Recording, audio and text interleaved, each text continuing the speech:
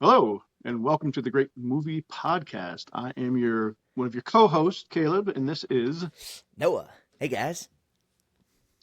so today we're branching off from what we have done before, and we are going to talk about the newest season of Tulsa King. And for those that haven't seen it, pause it, go watch the whole thing. Otherwise, we're gonna have some spoilers in here. It's impossible to do like talk about the season and not talk about the season. So you got to go see it. It's a fantastic show. So go, guys, pause it, go do that. And also, if you can like and subscribe, that'd be awesome. And we'd actually like to hear your comments about Tulsa King, because it's just such a great show. And if you're watching this, you're either curious about the show or you've seen the show, and you've got to have an opinion on it. So we'd love to see that. So, no, what are you excited about this particular season that just came out? Oh man. Well, when the trailers for the season dropped maybe a year ago, like to hype it up after season 2, I was like, "Oh, like this is cool." Cuz honestly for season 2, and I don't know how you felt, but I thought that, and I'll get into why later, but I thought that season 3 was better than season 2 personally. And when season 2 was going on, I enjoyed it, but I thought, okay, maybe they won't do a season 3. Maybe this will just be it. Because, like, season 1 was so great, and season 2 Yeah. was good, but I don't think it had the same level of, like, hype that the first season had. And then I was really stoked to see that they got season 3 greenlit, and then, in the trailer, they show Samuel Jackson, and I think at first it was like just the back of his head, and maybe his voice, and you're like, "Let's go! I know that bald guy!" Like, Right. yeah. And then, and I'm sure we'll spend a lot of time talking about this individual, but they showed Robert Patrick in the trailer, and that got me hyped because not only has he just put together an amazing filmography, we could probably do a whole podcast just on him. But like lately he's been in a lot of good projects for the DC universe. He's been a very main staple for the Peacemaker show that James Gunn's been doing, and then obviously in this season of Tulsa King. So yeah, off the bat I was so hyped for the show. I love the show. I just think not necessarily pertaining to season 3, but just the show in general, I just love that Stallone has just had this, like, not that his career ever went down. Like, I don't think it ever went down so far that he needed to, like, revitalize himself. But, like, he is revitalizing himself with this show. Yeah, it's interesting when you look at his career, and we'll do a whole pod on him at some point. We're not going to like just talk about him, but he had done so many things, but it was sort of like again when the trailer for the first season came out, yeah, it kind of struck me. I was like, wait a second, has he ever been like in a mob related kind of a film? And basic, just by scanning all the stuff, I was like, I mean, not really. There might have been some mob adjacent stuff, sort of, but he was like a hitman in one movie and that sort of thing, but not like mob stuff. And so when the Yeah. trailer first came out, I was like, oh, wait a second. Why has no one thought of this guy to Right. put in, right? Because he's like the classic Italian like Quintessential Goomba, Italian guy. you Yeah. know. And so that came out, and then like I agree. I think season one, I think all of us were so taken aback by how correct the role was for him, and Yeah. then and then it was like a really great mix of this humor, and there's violence, and there's a little romance and the such, and Which, then and I think with season two, yeah, I think it was a tiny bit of a letdown only because season one was so surprising. And then now in season three, it's completely hit its stride. All the minor character all woven in there, and they can add yeah. layers like Samuel L. And uh, Well, and uh in talking about that, like season 2, it's interesting because they did kind of the reverse of what other shows do, and maybe that will help with its longevity. Like, and by this I say they have season 2. The bad guy was Neil McDonough, yeah, who is like also could get his own pod. That dude has such good projects, great actor. yeah, But season 3, he's like a tiny minor character, and Yep. he's a note. And I think a lot of shows, at least now, uh, do this thing where they have a tiny little character, and then they're like, oh, people loved him, so now we need to create a season for him, or we need to give him background, or we're going to give him a spin-off that no one wants. But this show, they took season 2 and they put multiple plots along the same season, but like one of the main plots was him as the villain, so that in season 3 he could be a side character and you understand all of his motives, You're right. which is interesting because I don't think a lot of shows do that. A lot of shows don't build up a guy to then like use him in small effective parts. They usually use small effective parts and then they're like, oh, we need to blow this guy up. So it's an Yeah. interesting way of doing that. But yeah, no, Stallone in this role, crazy. Like throughout the whole, like he got known for the Italian Stallion, and no one thought to put him in a mob movie. Right. What? What are you Yeah. talking about? Well, I think it might go back to like maybe two things. One, he's so recognizable for like 40, 50 years that, but you could also make that argument with a De Niro character or Pacino or any of these guys that like they do so many of the same movies, but it doesn't take away how good they could be. And also, I think the second thing is Stallone had the reputation, not earned, but like often if an actor is acting in an action film, then a lot of producers or directors, whatever, just assume that that's all they can do. But Stallone throughout the years has proven that he can do other stuff. It's just he's like, well, this is what I got, and I'm going to make the best of this interesting thing. And um, all you have to do is go back to like some of his early work, when he was trying to do some dramas and things, not full on dramas, but like you could argue that the original Rocky is more of a drama than it is a sports film. Like there Oh are yeah. boxing stuff in it, but it's a lot of drama in there, and um, so I am glad that they gave. I don't know if it's they gave him a shot or he basically was like, here's a movie I want to do, someone write it. I don't know. He's a writer, so I don't know how much he's involved in that. Right, right. And I also like that they have seemingly, and obviously, and we'll get to Samuel Jackson later, but like with the exception of Samuel Jackson in this show, it's all notable character actors. Yeah, It's not anybody big. They don't with the exception of Stallone, and then again, like I said, Samuel Jackson for and Sam is at the end. two Yeah, episodes, 2.5 I think episodes. two. Yeah, yeah. Which is also crazy. I'm sure part of it was budget. They don't have enough to pay him to be in the whole season. But like, I liked that he was only in there for 2 episodes. But anyways, we'll get to that later. They don't have big name actors. They don't rely on Pacino's in this episode, De Niro's in this, Brendan Right. Fraser. They don't have like big people. They just have Stallone and then a bunch of like the best character actors in the business, and I Yeah. I like that. And uh specifically, and I know we're gonna break down season 3, but I'm trying to give like somewhat of a backdrop to the show to kind of like get people excited if they haven't seen it to go watch it. But like a perfect example of character actor, although mostly plays Italian guys and or cop guys, is and I'm gonna butcher the last name, but it's Dominic Lombardozzi, Oh yeah. and he's in he plays Chicky in the first season, and I think part of season 2, but I can't Yeah, remember. yeah. I think that's about Um, it.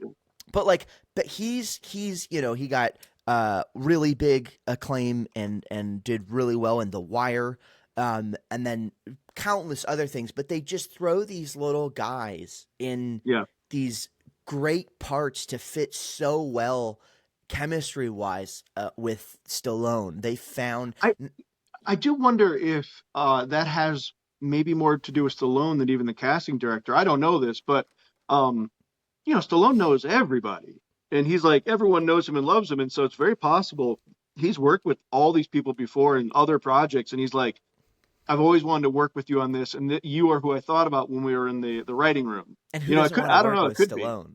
Yeah. Yeah, yeah. It's just very impressive to me, the depth that they can get out of this show without having like because like with Sheridan's other work, even on the shows, he has all-star casts. Like there's oh He this cast guy those and really, his really well. Yeah. yeah, but like there's he does have character actors in his other, but there's a lot of other shows that have like big name people. It's not just but like this show. As I think, and I don't know if you've seen the show yet or not, but the Mayor of Kingstown, Yeah. Yeah. um, Hmm. that also another character actor show, and it just I don't know who his casting director is or if he does it himself, but like I bet he his has a lot of input based on how well cast all of his shows are. It makes me all also of wonder them.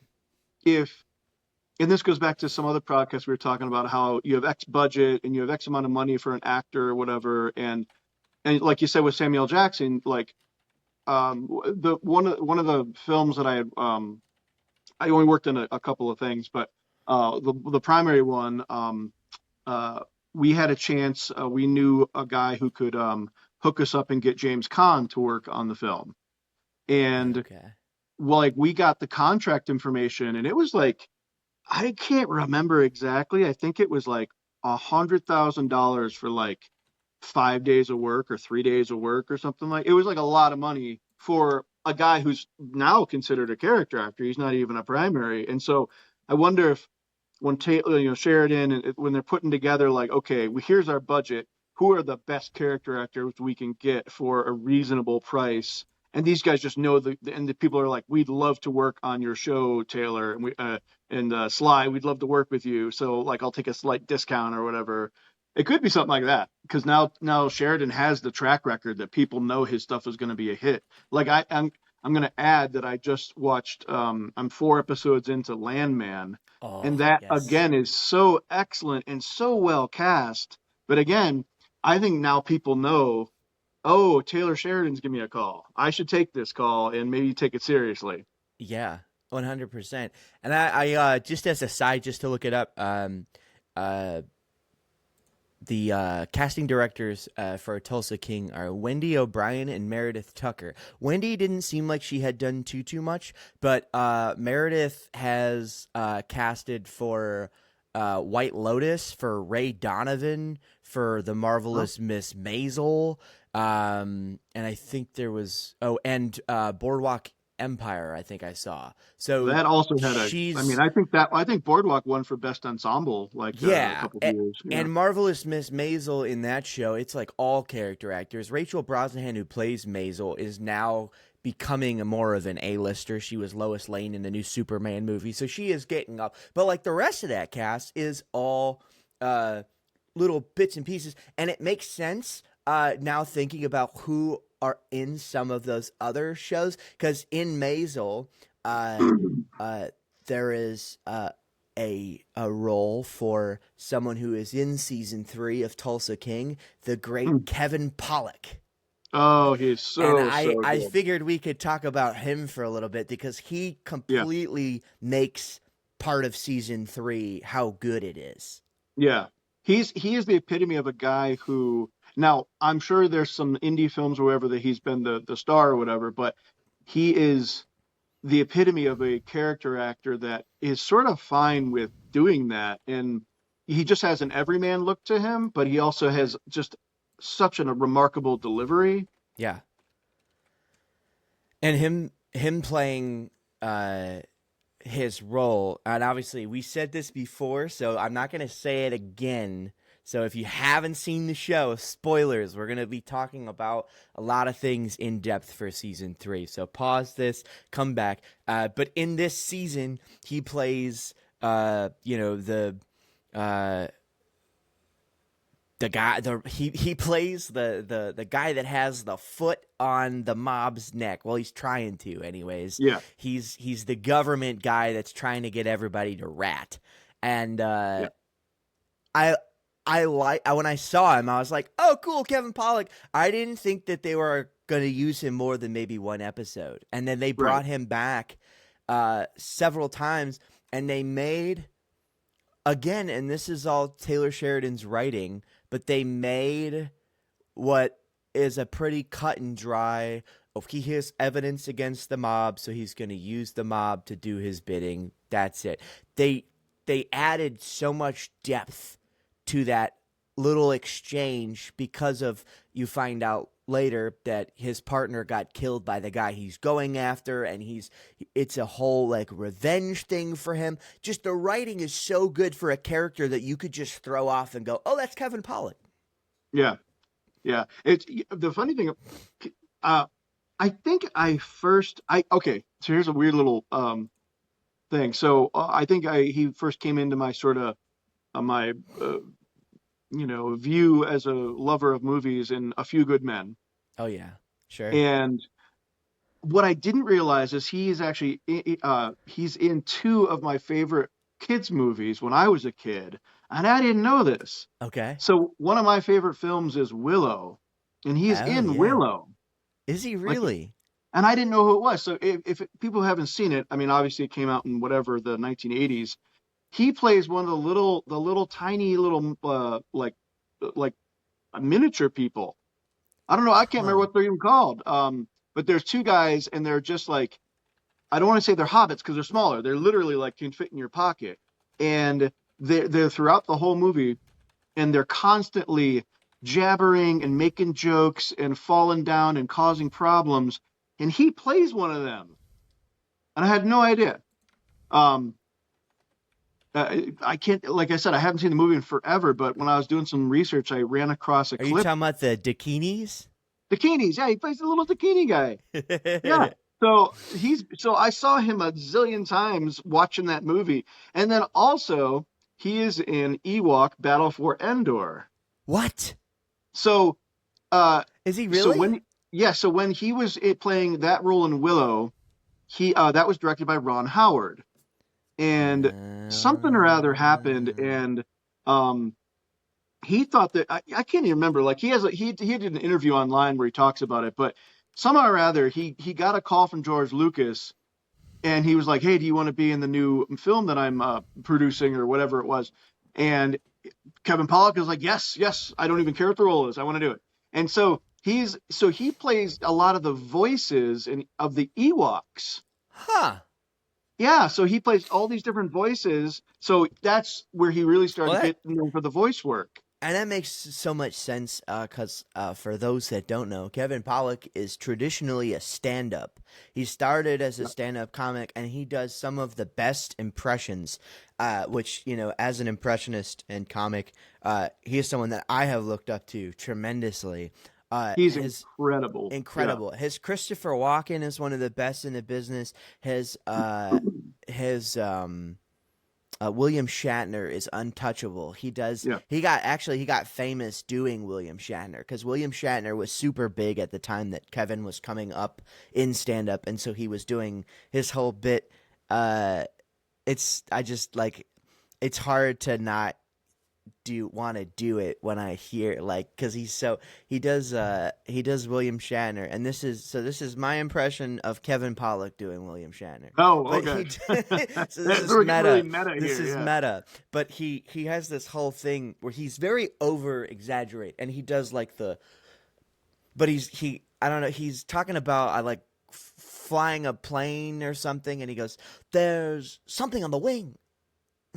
It's just like, and that's like that's a whole punchline. And then I think I played this on one of the early episodes of this pod, or no, I think I played it for you when we had a long night where we were just on this platform. We didn't record anything. We were just messing around. I think we were on it Yeah. for like 4 or 5 hours just talking. It should have been Yeah. a bonus pod, but uh I played it for you, I think, but it's Al and him doing Alan Arkin. Did I play that for Oh, you? yeah. Yeah, Yeah. so good. And then he calls Alan Arkin, and then Alan Arkin calls him back, obviously as Alan Arkin. It's great. But so he does really good impressions, and so that doesn't surprise me that he got in there as a voice actor for some of those Ewoks. That's really cool. Yeah. And what's kind of cool about his career, and again, like I'm sure he's done a few projects where he was the lead role and that kind of thing. Um, but Well, he's just you're forgetting one where he's a pretty big role. Well, I have Unless you're going to talk about it, because well, I was going to say like I think what really propelled him outside of it because in A Few Good Men he was definitely a supporting role. He was great, but like you knew who the movie was about, these yeah, guys. yeah, But then when The Usual Suspects okay, came yeah, yeah, up, yeah, and it's an ensemble, and I don't know who has more screen time or whatever, but like he is so good in that, and he really holds his own against like some really heavyweight actors, and yeah, but he was fine being in the ensemble, and he just continued to do it, and he's had like we see him in Tulsa King, and the guy's been doing this forever, and he looks like he hasn't really aged, or not yeah, much. yeah. No, no, and I love that he just shows up in random projects. Like I don't think, and I could be wrong, and I don't mean this like he's one of my heroes, so I don't obviously mean this as an insult to him, but I don't think there's people out there, and I guess this is most character actors, but I don't think there's people out there that like see Kevin Pollak and they're like, "Oh my gosh, like the new Kevin Pollak thing," like they see a trip. But like uh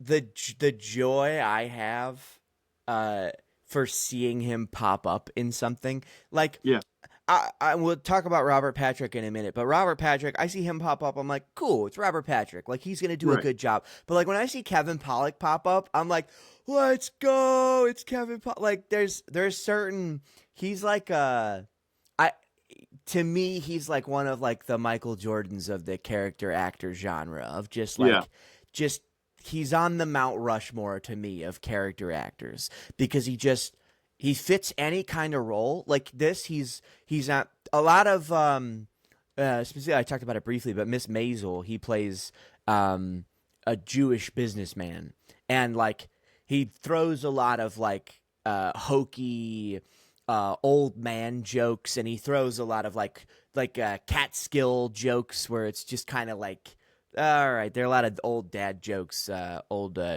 Jewish gentleman jokes, and he's funny, but he's an old Jewish businessman. He's perfect for that type. But then he for this he's a serious, uh, you know, um, I don't know if it's FBI or CIA, I can't remember, but he for the government, he's a serious agent that is like really trying to tackle and for me, seeing him do all this comedy to then see him just be a straight out and out serious role, like there weren't any jokes. There weren't right. Yeah, like there it wasn't. was Yeah, just this is what I have. I own you and you're going to do this job for me. And then you find out like I said earlier, the layering of this character, it's not just that he wants to use the mob because he's lazy. He's using the mob because he wants to get at this guy that's untouchable because he killed his part. Just such good writing. Taylor Sheridan yeah, is so good, and we'll say this so many times throughout this yeah. Of pod. course. Yeah, And we said it last time when we were talking about Wind River. Taylor Sheridan will probably get mentioned on this pod more than most directors or that's right. Yeah, writers because yeah, he is at the top of the television game at the moment. And yeah, bringing in Kevin Pollak is just great and not overusing either. I some of yeah. the Right. some of the movies or shows where they have a great character actor, they either underuse or overuse. You see some character actors and you're like, okay, cool, but why was he in there just to get shot? What was the point of that guy? And then some character actors, it's like, okay, but this show is about Stallone. Where's Right. Stallone? Why? But I think he balanced all of his talking about Sheridan again, he's balanced a Kevin Pollak on screen, a Robert Patrick on screen, Yeah. a Lombardo in the first couple seasons on Also, screen. it's sort of a little like a side quest that he has Dwight go on to find the killer of his former partner. But that guy, the I don't know if we can say the word BOMB without being, Oh I'm yeah, not yeah. quite sure how I think YouTube does this. explosive's probably fine because it's an Yeah, yeah. adjective. Anyway, it's a guy. But they find him, and that guy. When I was watching the episode, I was like, I know this guy from somewhere, and I didn't. Maybe you could look on a computer. I can't remember his name now. But he's a guy that I've always like thought was really good, and he goes into that role of this as a killer, and he is just like so quiet and so like malevolent, and he says almost nothing. So as a character actor, I thought that guy was really, really good. Do you have his name? Um, I am looking it up right Yeah. here. And I couldn't quite place him because he was had this big beard and he was so soft spoken. He had the glasses, but he His name like is Dallas Roberts. yeah, hmm Dallas Roberts. yeah. So shout out to that guy because I've seen him in other stuff, and I know everybody who a lot of people that get into acting, they want to get on the red carpet and all the things, but there's also something amazing about the fact that I can see a guy, I've seen him before, and he Most melds into the characters. most noticeably, he was in 310 to Yuma and The Gray with Liam Neeson. Yeah, yeah. Okay, So for those yeah. people, But I think we really should talk about as character actors. There are in this season there are some like just powerhouse, fantastic. What's that powerhouse? Yeah, and powerhouse. um, I think I think we have to talk about for us. Well, let's hold off on Robert Patrick Yeah, he's because got so much. You could spend so much time on there's a lot on that. But it. I want to talk about James Russo as Quiet Ray. He Yes. just soaks up that. You know, I've seen him for years. I actually looked. He was actually in Once Upon a Time in America. He was in like he's been in a lot of like dramas too, like My Own Private Idaho and Donnie Brasco. He's in Donnie Donnie Brasco. So Brasco. he plays a really good mobster-esque guy, but he literally looks like I went to the grocery store before I got here, and he looks like if this guy is in the grocery store and you cut him off with your cart, he might just murder you right there on the scene. Pull out a That's cane and just but the thing is, in real life, maybe he's like super mean, or maybe in real life he likes cats and he likes Hallmark movies. I don't know, but Mhm. it's a point of reference that the guy, like, it's like he seemed like one of the only characters that Dwight Manfredi was like, oh, wait a second. That's a dude you don't mess with. Yeah. Yeah. And again, Taylor Sheridan, uh Hmm. I was just talking about his use of time with specific characters. Sure. Quiet Ray, you in one episode where they do the sit down, you get more screen time with him, but Sure. part of what makes him so good is how little he's used, but it's to effect. It's not like where I was saying where like, "Oh, that guy's in there and he got shot. Why was he there?" He's Yeah. they show him so little to increase his menace and his Yeah. mystique. And then And when he shows up, yeah. And then the reverence these other guys have for this guy, like you're like, "Oh, this is a guy not to be with." Like you yeah. don't you don't mess with this guy. Hmm. Yeah, no, brilliant. Brilliant. Um I just it's such a good performance, and I hope I seemingly they're going to do more with him in season 4. Yeah, well, that's what I liked also is that there are too many shows where either no one gets killed off or they kill off everybody. Yeah. Because you need like these through threads Yeah.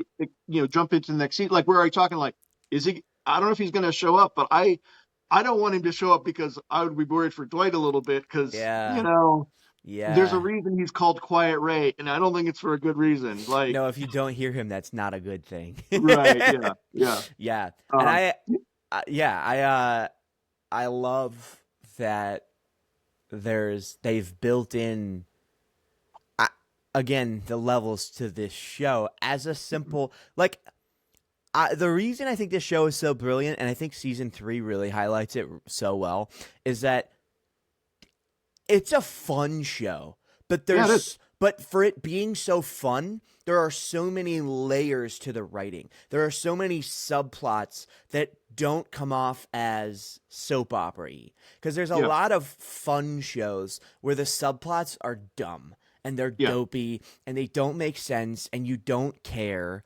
Because this is one of Sheridan's more blockbustery popcorn yeah, submissions, more yeah. so than your Yellowstones, your Wind Rivers, your even Lioness, which I'm sure you haven't seen, but Lioness is pretty good.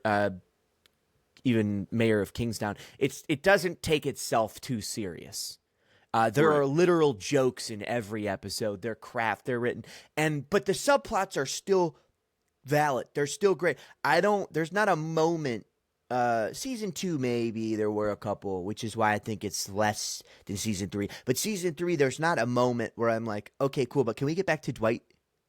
Right. Yeah. Yeah. Yeah. Like, all In right, fact, I just remembered thinking of the humor part. I basically I laughed out loud when I don't, you know how when you watch a series, it's like, okay, I got to rethink where was that scene in which episode, and but where they basically lock Manfredi in a car in like a self-driving car with like rap music, and he's going insane and ready to murder people when he gets out of the car, and I was like, that could have been me. Like, yeah, so good. yeah, it's great. And then they've got one of my favorite character actors, and he's really on the come up. Uh, uh, Martin Starr, who plays Bodie, the Oh weed yeah, guy. yeah. That dude is perfect. I mean, yeah, he's a little typecast because I believe in a few other projects. There's a show Silicon Valley, which I believe he's in, but he Yeah. plays kind of like the same like stoner kind of guy. So he's a little typecast, but it he's so good as like this like sniveling weed dealer that like kind of comes into his own as a badass for the mob. Like he's Right. he's they built him up to like have this moment where he's like, oh, my friend died, I'm gonna be the badass now, and like, and uh he gives a whole bunch of his character gives a whole bunch of advice and words of wisdom to Tyson's character, who I'll get to in a minute. Um, but I love when he's on screen. We're talking about jokes. He always has such great little one-liners or little And like, very like very stoic sort of oh yeah, one-liners. just like Yeah. hits his beat, doesn't overact, doesn't underact, just hits his beat and moves on. And I Hmm. always appreciate when he's on the screen. I'm happy that he wasn't, because like season 1, uh Dwight ends up at his weed shop, and I thought, oh, okay, this is cool, but this is going to just be a one-off. And Right. now he's a staple of the show, and I love it. Yeah. I love it. Yeah. And it's like it's almost like Dwight has built up his because he didn't have his like mob family, so he had to build up his own mob family from different. Okay, you own a bar, but now you're part of the family. You have this weed dispensary place, and now you're brought in. And that girl with the tattoos, I can't remember her name. um I like her arc because she has consistently gotten more and more interested in becoming like Yeah, this Grace. whatever she is becoming. She's like on an arc. Yeah, Grace. Grace, yeah, Yeah, yeah. The just yeah. and her scene in the back seat when she's asking Samuel Jackson for advice before they go on this hit, It's it was great. like I was like You she ever done something like this? No. yep. That was so good. No, I have not. It is great, and the chemistry not only with people and Dwight, but the people and each other. Like you were talking about Yeah. with her. Like Samuel Jackson's only in this show for like 2.5 episodes, and she has, even in that car, like such a great chemistry with Samuel Jackson, even just in that little scene. Like Yeah. the way they get such chemistry from their actors with each other is just like phenomenal. Like I just love all they're doing with like Yeah. the smaller interactions with people, and not just Manfredi with whoever. I think that might have something to do with because people like have said for years and years that they love Sly, Yeah. and that maybe when he I don't know whether they have like barbecues or whatever, but it does seem like they love maybe he like sometimes you need that magnetic character that everyone else is drawn into, and then therefore they all get along and talk, and it becomes that. And I wonder if that's the case with him. Might be. And then like, Yeah. because you've got that scene with Grace, and then you have that whole for season 3 of the whole subplot of Cal Thresher, played by Neil McDonough, running for governor, Yeah. and then Donna Delaney. Yeah, Uh, Dana Delaney. Yeah, yeah, the two of them have such a great chemistry. Like yeah. they're doing their thing. One of my favorite scenes is when they take the DA and they have him run up his gambling bill at Dwight's casino. Yeah, That's awesome. That is yeah, such good. You're like, how are they going to get this guy? What are they going to do? And then they yeah. bring him in for a drink. And Neil McDonough's character, Thresher's just watching this, like, what did I do? Like, what are And then these? and then he was sort of like, oh, wait a second. If they can pull this off with this other guy, I better be on my toes because they will come after me next. Yeah, yeah, and I'm curious. Like, obviously, they set the beef between Dwight and Thresher the season 2, but they Right. kept him alive, and then season 3, Governor. So season 4, I would imagine that he comes back into the fold, not as like the big bad because that's probably Quiet Ray, but like he'll probably come back into the fold as more of the villain again, trying to like block Dwight at every step however he can, because he clearly like still hates Dwight. Oh Like yeah. Oh yeah. Yeah. it's just Yeah. like, and so that from that, I love that. I Neil McDonough is amazing, and I love he can do so much, like, Band of Brothers, and Yeah. um like he's got such a good, I don't know, like he's got like a statesman swagger when he plays a bad guy, and I Yeah. just love it. He's cool, calm, collected. What's Like, what's yeah, because it's interesting. There's certain we're just talking a lot of character actors. Like not every character actor, not every actor can play a bad guy and a good guy. Because when you see right. Band of Brothers, you're like, this is a good guy, and you root for him. When you see him as a bad guy, you're like, I really want someone to hit him in the face with a 2x4, as Yeah. like he was, eventually in one of the movies. But so he can do either, and I think it has to do with, well, I don't know, I just maybe just it's a thing, either you can do it or you can't. Yeah. Not everyone's believable as a bad guy. No, no, no. And yeah. But what else did I have? I had one more actor that I wanted to shout out before we get into Robert Patrick, because I know we have to talk about him. Right. What was the other guy? Oh, just I they don't have crazy filmographies that I um have watched a bunch of, but the guy that plays Mitch, Garrett Humland or Headland, is He's very really good. good. He's grown on me quite a lot. Really good. At first, when he introduced him in the like first season, I was like, okay, there's not much there. There's not much depth. It's just kind of like he's the gruff bar guy that maybe went to prison, probably definitely went to prison, Yeah, yeah. and now he's like a staple of Dwight's organization. And his acting, I think, combination of more screen time, but also getting his foot under him for this Yeah. kind of a project. But he really has taken leaps and bounds as an actor just within this show. Oh, and I do want to mention maybe one of my favorite actors on the show. And I don't know that he's going to have a character arc or he's going to get any better or anything like that, but I love the Bigfoot guy. Yes, Bigfoot is awesome. And Yeah. on IMDb, if you click his IMDb page, and I think it's because he was a wrestler, so this might be his like actual wrestler. Yeah, he was a professional wrestler for 30 years, but his Oh, okay. his name is Mike Cashflow Walden, And which is awesome. what's great about him is that, if you watch the show all, each season, if you pay a little bit of attention, you realize how funny he is because he Yeah. has and he doesn't talk a lot, but he has tiny little barbs here and there, and they're Like awesome. in the last episode when he brings in his brothers or his cousins to all Yeah, fight yeah, the yeah, war. Yeah, yeah, it's great. yeah. It's great. Do we need costumes? And then they just like look at all of them. They're like, no. Like, No, we're right. just it's great. Yeah, no, he's awesome. And I like that they found someone that makes that like Stallone would be intimidated by. Yeah, Like, you can't. There are.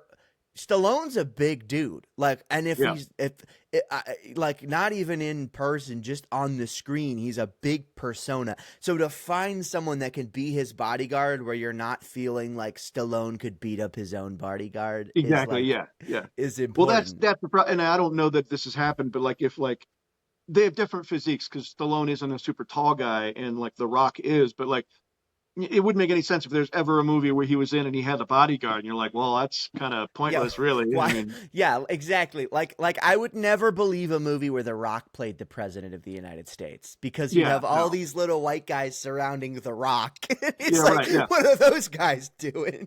yeah. All they are, you are just there to take a bullet. You're not there to do anything else. You are You not know, there for nothing. Like yeah, like when like that lady that when the whole the unfortunate real life events happened in Butler, that lady that like was right. like so pointless to being on the Oh president's yeah, and detail. I really felt bad for her because I mean, obviously it's a really sad, terrible incident. We can get that out of the way, of course. Yeah.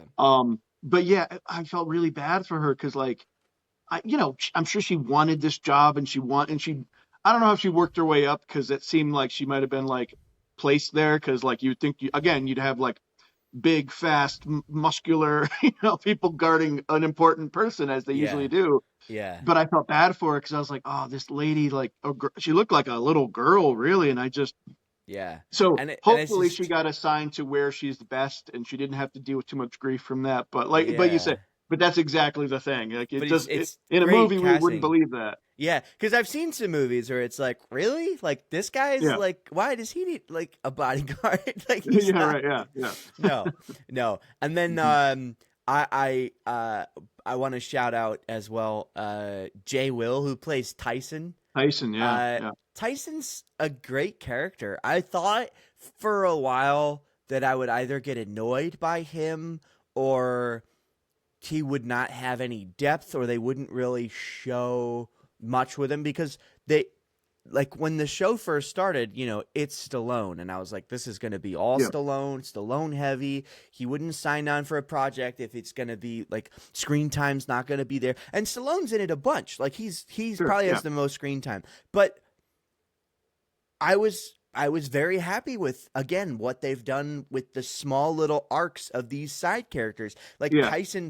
Tyson has that whole relationship with his dad. His Yeah. Yeah. dad, Exactly. yeah, and they've built up a whole new. Talking about humor, when he goes to start his own business and they rob the college kids of their Molly, Yeah. that's awesome. They're like freeze. He's like, hey, weren't you in my class? Like that, like, and then like they go in expecting like these tough kids, and it's just a bunch of stoners playing video games. And they're like, Yeah. "Where's the Yeah. stuff?" And they're like, "What are you talking about?" Like it was just such a great like they hyped it up to be this great heist, and then they walk in Yeah. and walk out with no problems. Yeah. And I do like with his character that, and again, when he first came on, at first I liked him a bit, and then I was like, okay, I don't want this to just be like a buddy thing. And then they got, but they carefully built up all these other characters and sprinkled, and they like you said, they built the arcs. And Yeah, when he messes up so badly in season three, I liked that because it like he needed to like come down a peg to yeah, like be like, oh, that's right, there are consequences to all this, and that I talked about this briefly, and I'm going to mention it again. But I really love the way, and shout out to Paramount for letting this happen and giving the confidence. And how could you not with all the excellence that Sheridan's been putting out for every platform he's touched? But the confidence to give him, season one obviously was great. Season two, to everybody, I enjoyed season two, but I didn't. Yeah, I liked season three better. Like I said, that the confidence for them to be like, yeah, we're gonna greenlight you for a while. Like you can just do what you want because season two, although a little slower paced, not as action heavy, maybe not as I don't just not my favorite compared to the first and third season, but yeah, not bad by any stretch. But they really took the time to build these arcs so that when you get to season three, these characters have so much more depth. And Tyson is a perfect example. yeah, They have that whole arc in season two where his dad goes to the hospital and they're like, you got to stop working for this guy. He's a no good. Like, this is not. And they built this whole thing up. And yeah. if you don't have season two, you don't have that payoff of season three. He gets knocked down a peg. His dad is how, like, And I think with season three, one of the other reasons that it's my favorite season probably, but uh, obviously when you start a show, no one quite knows if it's going to be a hit. So you're limited on budget. You're probably limited on, you know, all the different stuff. And they're like, okay, we got Stallone. We know Sheridan creates good shows, but we don't know if this is going to work. It's, why hasn't Stallone been in a mob movie? We're about to find out. Here's season one. Yeah. And then it worked. And I think the combination of having when season one works and that was renewed for the second season, they can start a little bit more budget and they can start to afford a few like Kevin Pollacks and Dana Delaney's, and we get a Samuel L. for a couple episodes. So like their budget grew, but at the same time, I think everyone across the industry was watching Sheridan take over with all of a sudden we have a couple seasons of Landman, and then Yellowstone has become this cultural thing. You have Lioness, and you have so his thing was growing, and so the budget grew, and Paramount's like, let's not mess with a good thing. Let's just let that roll, Let and that we'll man bleep do what out he whatever we have does. to put it on network occasionally. Because I've seen Tulsa King on one of the major networks, like they were replaying season one, even though season two is already going on. So, uh, but I think speaking of character actors, I think we do need to talk about the guy. We got to talk about um, Dunmire. Uh, Dunmire. yeah. And Uh, also, Ro- also before we get into it, Dunmire is such a great name. Like oh I yeah, like yeah. like they could have picked any other name, but it would not have like I had physical feelings when you hear that Dunmire. Like you're Because like, that's oh, where you start that thinking dude. about like, oh, Oklahoma. Like that's Yeah, kind of like that's not Midwest. That's like Mid South. That's Mid like, South. and we have a name like Dunmire, and he That's shows where the up. old angry white dudes live. Yeah, That's there's a few of them. Yeah, yeah, yeah. Yeah. yeah. Oh, by the way, a little trivia. I didn't know this. Because I was like, okay, I want to like look up Robert Patrick. Because what's one of the fun things that I have, and I'm sure you do too, is when we'll talk about like, hey, let's maybe do a pod about this or that or whatever, and we'll throw up like, okay, here's a pod. And so it, forces us to think about the characters and other roles they've played, and and that to me is fun because then it makes me remember movies that I want to rewatch now, or movies that like, oh, I forgot I was going to watch that, I haven't seen that, or whatever. Um, so anyway, when I was doing a little bit of research on him, I didn't realize that Robert Patrick's brother is in the band Nine Inch Nails. Yeah.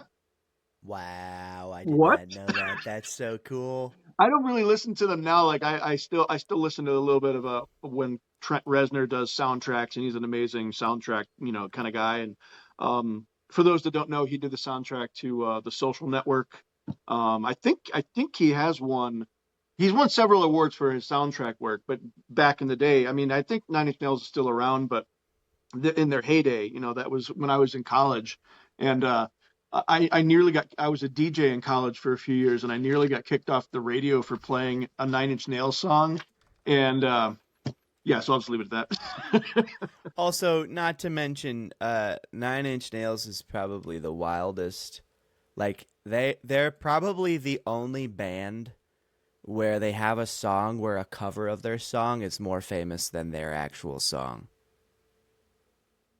Yeah, I would. Cause like They have, cause yeah, Hurts is hurt, nine, yeah. yeah, and that's like one of the most iconic. Also, that Taylor Sheridan, if somehow you see this podcast, if you write Dwight Manfredi to die somehow in this show, Hurt would be an amazing song for him to go out on. Just saying, just No, saying. Anyways, yeah. anyways, Although I want like 7 more seasons. I want oh as yeah, much yeah, as they yeah, can. yeah. Yeah. After season 10, we do seven. Yeah. Okay. Yeah. Maybe. Yeah. Yeah. Yeah, Yeah. yeah. I mean, even Sopranos, They call had it a day to, at some point. yeah, yeah, yeah. Had to bring in the don't Um, stop. yeah. I have loved Robert Patrick for two big works that he did. I loved him in Terminator 2. I was just like so perfect. He looked like, okay, so a lot of people joke that like Gavin Newsom is like a robot wearing human like features. But like back in Terminator 2, where he plays one of the T, is it the T2 or the T 3000 or whatever it Yeah, is? yeah. But he looks like if a machine were to morph into a human, that's what he looked like in that film. And I loved him ever since. And then he picked up sort of halfway or three-quarters of the way through the X Files, and I loved him in that role also.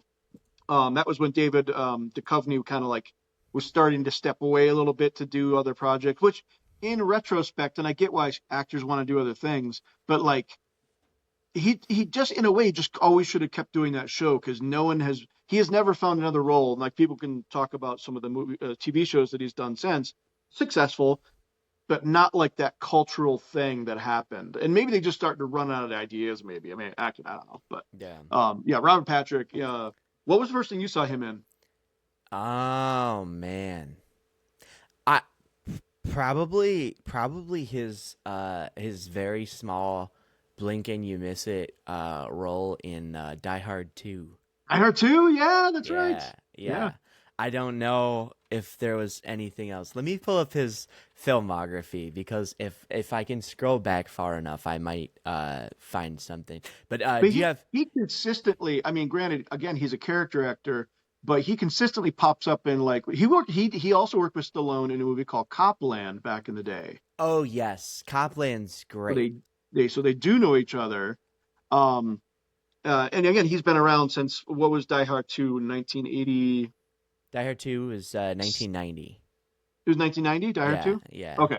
So Okay, yeah, yeah, so no. he So Die Hard 2 is the earliest film that I ever saw from him because that quite literally was one of his first films. that was one So, of his first films, yeah. He was super young, yeah.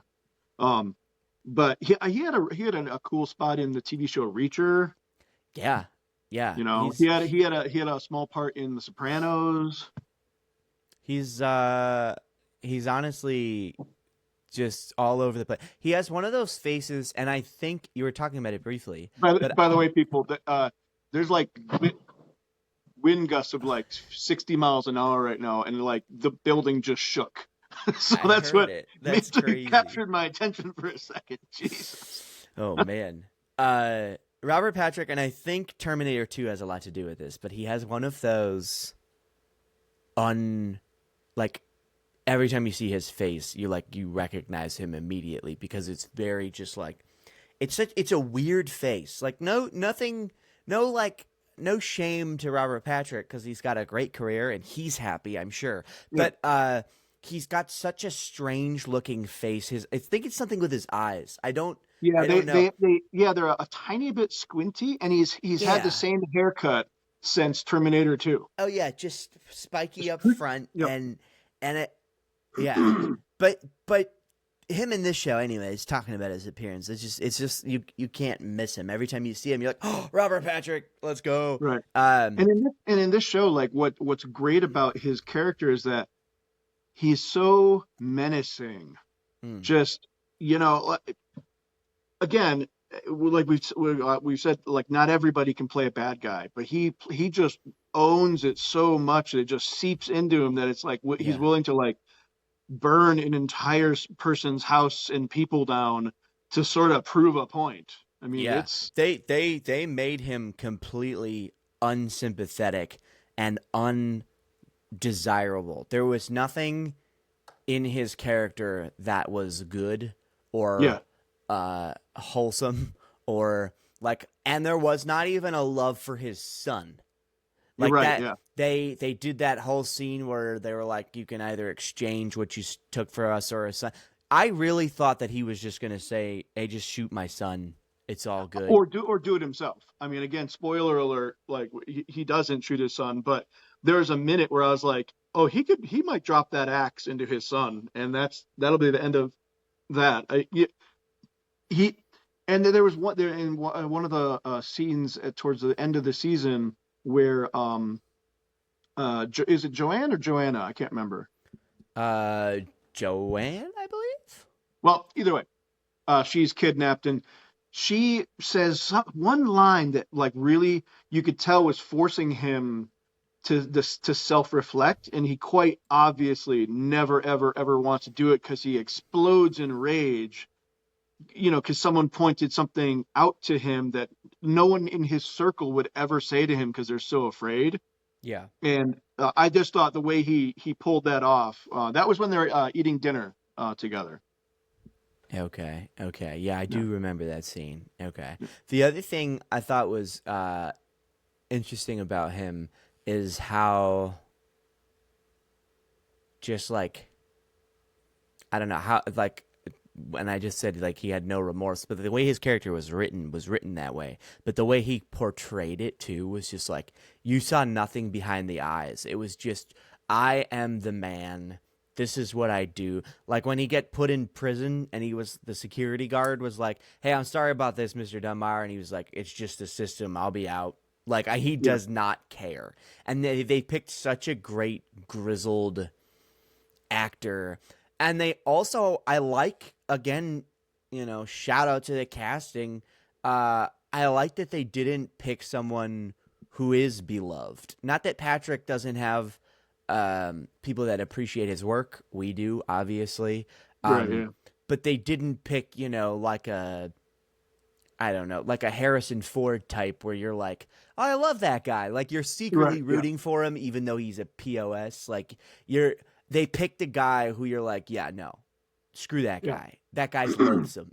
And Like, I also did like that they created this loathsome character, and they, as a writer, I have so much respect for good writing because when you do it the craft yourself, you just really pick up on this stuff. They specifically made him like not have some big reveal about why he is the way he is to create like a sob story or whatever. They yeah, specifically didn't do that, and I love that because as we know in life, there are people that are just they're driven, but it's just by want and greed and whatever, and there isn't some backstory that you can be sympathetic to. It's just he just wants it because he wants it, and he's just a terrible person, and I don't care how he got that way. yeah, 100%, 100%. And I also like the ending. Like they held nothing back. They burnt him alive, which was nuts. Yeah, Which is nuts. And Dwight did it alone, which made Dwight even more menacing. And I think it's interesting because obviously uh Dwight's done some bad stuff. yeah, Um but they at least in they don't give any backstory to him what he was like younger. right, But so at least from what we know about Dwight, Dwight's kind of a good guy. Like he does some morally like questionable stuff, but it's yeah, not like The Sopranos where you're watching Tony and you're like, this dude is morally reprehensible. This dude is a bad guy, but I'm rooting for him. There is more of a good guy in him, in Dwight, I should say, than there is in like a Tony Soprano. And I yeah, think moments, obviously these guys are even more evil than the mob, but like moments where like they bury the bomb maker or I'll cut that out, whatever, but like when they bury the explosive maker alive, yeah, like that's a bad dude. Like obviously the dude they're burying is a bad dude, so like mentally you're okay with it. And like Dunmire, bad dude, burned people alive. So like, eye for an eye. I'm okay with it. But yeah, like to show Dwight not flinch at all in moments where he's like, yeah, box that dude up. yeah. Well, and I think And those are I like that as a character for Dwight. yeah, and that's where when I see that or the end where he kills Dunmire, those are the reminders that all like you get the sometimes you have a guy that like he can make jokes or he's a sort of a lovable guy sometimes, and then you see that scene where he kills Dunmire, and you're like, it just brings you back to the point like, this is also not a guy to mess around with, even if he jokes around a little bit. Like doesn't have a problem with this.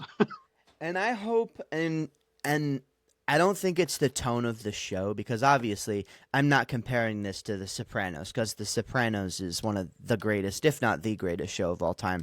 And we'll probably do an episode on that maybe at some point. But uh, it's obviously a lot different in tone when it comes to mob related movies.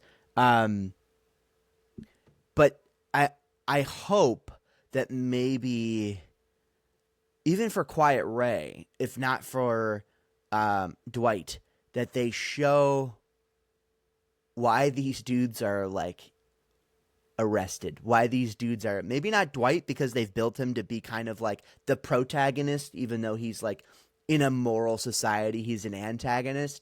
Uh, at least for Quiet Ray, like they don't really show him. They just give him the vibe of being morally reprehensible. They don't Right. show him like if he killed a dog, or if he killed like just like a random mailman for asking the wrong questions, then I think the stakes for me personally would be a little bit higher. And so I would like on some level for this show in generally tonally to have more of a feel of suspense. But that's just me. I don't necessarily need that, but like going forward, I would like some more, especially because I've seen them all escape from stuff. I would like some more stakes to be real. I don't Hmm. know. That's what I was going to ask you. Unless you had anything else on Robert Patrick.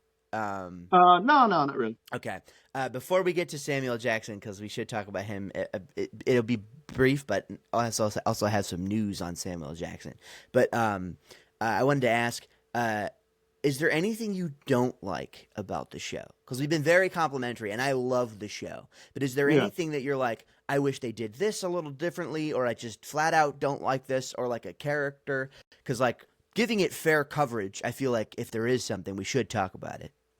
Yeah, I mean, I think in almost all shows, if they go off on tangents too far, um, I don't see the point in it necessarily. Now, I know you Yeah. do need filler for shows. I get that, um, but I think so far they've done a pretty good job of reining that in. Um, like I didn't think it was completely necessary to do the bingo hall thing.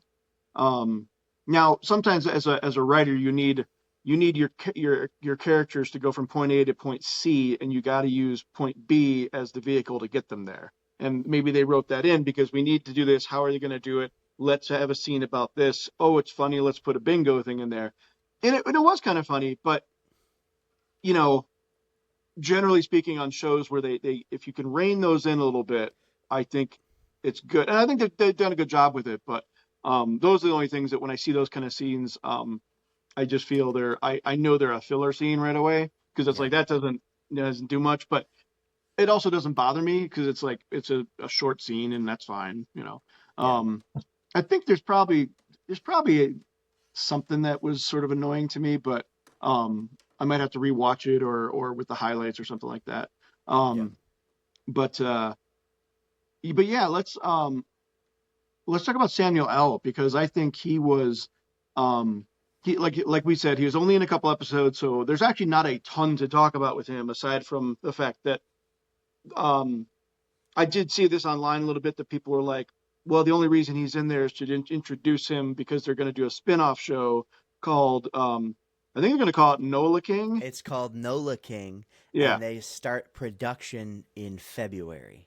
Yeah. So I think that'd be pretty interesting because with Samuel L., um, he obviously he has a giant persona. You know, he can talk loud better than almost anybody in the history of anything, and do it in a commanding way. Like I I'd seen him in movies before this, but when he played Jules in Pulp Fiction, to me that was he played one of the best hitmen ever, and he has a big voice and he does these diatribes and things, and I I I think without seeing a shred of what they're doing down in New Orleans, him building himself up to be a mob boss, like so he's segueing his career. That's what he basically said. He's like, I feel like doing something new, and like and in New Orleans has so much character and music and food and just him like a couple times a show is going to go off on a monologue that we're just going to go what because Stallone can do it like a subtle kind of a monologue or an angry thing, but Samuel L. When he goes big, he goes big or goes home. It's Yeah. I'm very excited about that show. Yeah, I am too. I want to see more like of it, not the show, but like more of like the promo for it, and Oh, obviously sure. Yeah, we they'll don't really do know much that. about it at all. We don't know Yeah. anything about it, and so that on the one hand, that does kind of worry me because I don't like when companies, especially now when they do this all the time, they just greenlight spin-offs and sequels like left and right. It's like handing I out think that money. happens a lot more with like shows for young people. I don't think it happens Yeah. with like dramas as much. No, no, it doesn't happen with dramas, but like this kind of show, like it does worry me because of the tone of the show. Because the tone, if the tone's like I was saying before, like the tone of the show is not Sopranos. It's not serious where there's some jokes in there and you're Yeah. thinking like because it's not a comedy, but it's more of a comedy than it is a drama. In my like I feel like there's more levity in that show compared to a typical mob based movie or Yeah. show Yeah. that is out there. You look at, The Godfather, you look at The Sopranos, you look at Boardwalk Empire. There are jokes in those, but Yeah. it's very heavy, very dark. But And this I think is sometimes that's why those shows sometimes they fall some episodes fall really flat because you can only kill off so many people and do so many bad things before your viewers are so desensitized to everything. So that's where striking the balance like they did with, Tulsa King is pretty remarkable because a lot of shows haven't really found that like that's why I speak so highly of Landman because it's a serious show. It's actually a show you wouldn't think would be any uh, good. any good, watchable even or whatever. Not based on the Yeah. cast, just based on, hey, we'll watch a show about people that drill oil, and Yeah. I would be like, yeah, I'm just not going to watch I'm that. good. So thank you. And Yeah. but they picked again with the casting and the writing, and they picked the right people. And with Billy Bob Thornton, he is so good and so funny all the time, even when it's so serious. It's um, yeah, it's remarkable. And I think I have I'm not worried about the spinoff factor. I am curious just because of the people that have done so well with all these other projects. I'm Just very hopeful for it. the only thing that I need to hear before I'm like on board officially because I'm like, oh, that's cool. But for me, one thing like he was in 2 episodes, so to greenlight a character spinoff for 2 episodes, like the spinoff I would have liked to see is a prequel of how Dwight ended up in prison, Yeah, using a younger actor, maybe a little bit darker, using like Quiet Ray, like I would have liked that. But a spin-off of a character that I only saw for 2 episodes, I I don't know. But what I need to see is that Tyler Sheridan is writing it because they have not confirmed that. well, right, yeah. I mean, And he'll be so involved, so of course yeah. he's involved, but he's uh what I've seen from him, and I don't know if this is a money thing, if this is his engagement, but doesn't if he doesn't like love a project enough, he produces it but doesn't write it. or or he just doesn't have enough time because Or he he can just only doesn't do have so much. time. Yeah. But and you can see his fingerprints on things, but you don't necessarily I don't know. I just need to hear that he's writing it, and if he's writing it, I'm on board. But I'm just skeptic because all we have right now is that they greenlit a show that like I love Samuel Jackson. I do, and I'm so on board for everything you said. But I'm just skeptic because they greenlit a show. We have no information other than that they start doing filming of some kind, which means they should have a script, which I don't know why they haven't said that Taylor Sheridan wrote it.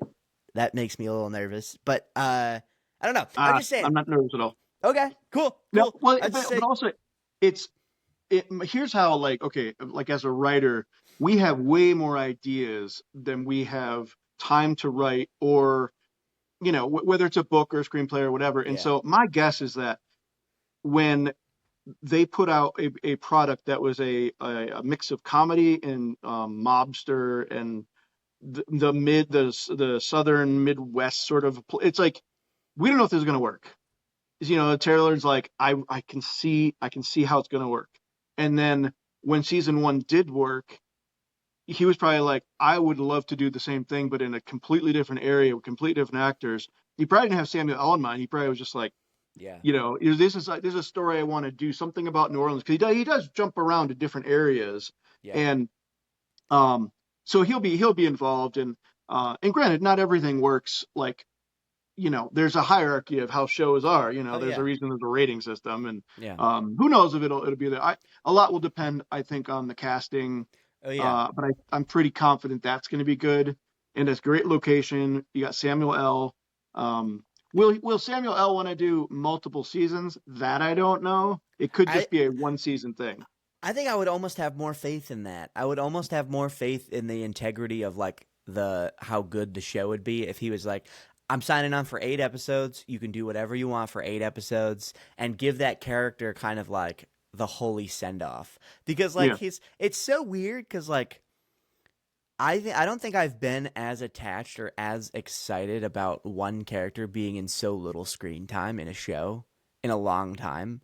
Like he's Mm. barely on the screen, and I'm like, yeah, I need your whole backstory. I need like I'm so invested. Like just that scene where he goes and kills the random guy in the motel. I was like, this is Yeah. awesome. I could watch a whole show of Samuel L. Jackson just taking out dudes in hotels. Well, see, this might be a generational thing, because I don't feel I need the backstory to any of this stuff that you're talking about, because me growing up, we didn't get that, and now it's like, I think it's largely because of the whole Marvel thing. Like everybody wants a backstory to whatever it is, and for me, I'm like, I think the backstories are sometimes the most boring stuff. I mean, it's like, it's like, oh, here's another origin story about a character. It's like, but it's could be generational in terms of what I grew up watching. We just Definitely. like Definitely could I be. didn't need to see Tony Soprano, how he turned into Tony Soprano. I just know he's just Tony Soprano. I did like that movie though. Yeah. It's good. But yeah, no, I get that. I get that. I think for me it's like you've already built in your writing the stories as to the origin because you don't think you're getting a spin-off that shows the origin. So a lot of times you have a scene where the character does this whole monologue. I grew up in this and then my brother this and he died and blah, blah, blah. And then years later they do a movie where they do that exact monologue but like over 2 hours worth of movie. And Yeah. so I get that it's not necessary, but I feel like the integrity. I don't know about integrity, but the the promise to me that that movie is going to be good is a lot higher than someone saying, "Hey, brand new territory. We haven't written anything. We're just doing a spin-off." And I'm not talking about this specifically, just in general. Because like obviously Taylor Sheridan makes a whole different ball game than just your typical director. But like there's a lot of things where it's like we're gonna go forward and we don't know what's forward and it might be really bad. But if you go backwards, there's more of an assurance because you already have a groundwork in most cases where they've had this monologue and they just take this monologue and they stretch it out for 2 hours. And I don't think any of it is needed. I don't think you need a lot of spin-offs. I don't think you need a lot of prequels or sequels. But if you do them, I like going backwards and I like going forwards. But that's just a personal thing. I don't know. Yeah. Yeah. I guess I approach it from a different standpoint, except for, I think one of the best. It's not a prequel. It's more of an origin story when they did the Solo movie for Star Wars, and I think, and that to me, and I actually looked it up. It made a good profit, and that one actually should have had sequels because it was Yeah. so fun. The characters are good. The guy that played Han Solo and Lando, and it was just so well written. Um, and They they said, and they left it with a little bit of a cliffhanger that if you wanted to make a and it so I know they're going to talk about things, whatever. Well, I don't want to get on the Star Wars, yeah, yeah, yeah. That's thing, another but pod. we'll talk about that some other time. But Yeah. No, but another one that works well, Godfather Part 2. Because it's not yeah, it moves the story forwards, but you're also getting a look behind the curtain backwards. Something yeah, but like there's a that. reason. There's a reason that's like considered like one of the best sequels of all time, because almost nobody can pull off flashbacks. In fact, No. when a writer, that's like the big. That's as soon as you see a flashback in a book or a movie, you're like, oh my god, here we go. Who is this writer? Like it's just so hard to pull off well. That's all I'm saying. Yeah. No, that's fair. That's fair. Yeah, Yeah. any other things about season 3? No, trying I to think we've think covered just about every aspect. every We left aspect. stuff out. There's so many great things to talk about, So but yeah. last episode at the very end, or maybe even after we recorded, you're like, can we get an hour out of Tulsa King?